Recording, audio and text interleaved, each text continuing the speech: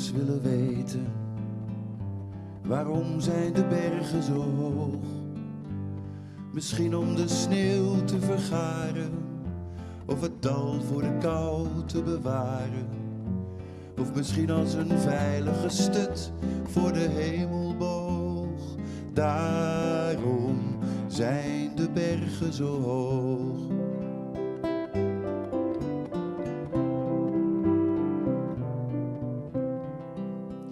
Ik zou wel eens willen weten, waarom zijn de wolken zo snel? Misschien dat het een les aan de mens is, die hem leert hoe fictief een grens is.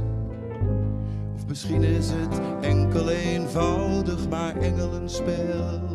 Daarom zijn de wolken zo snel.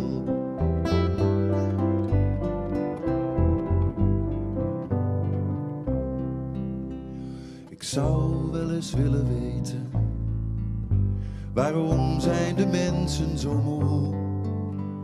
Misschien door hun jachten en jagen, of misschien door hun 10.000 vragen.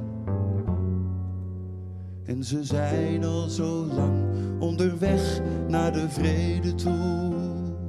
Daarom zijn de mensen zo moe.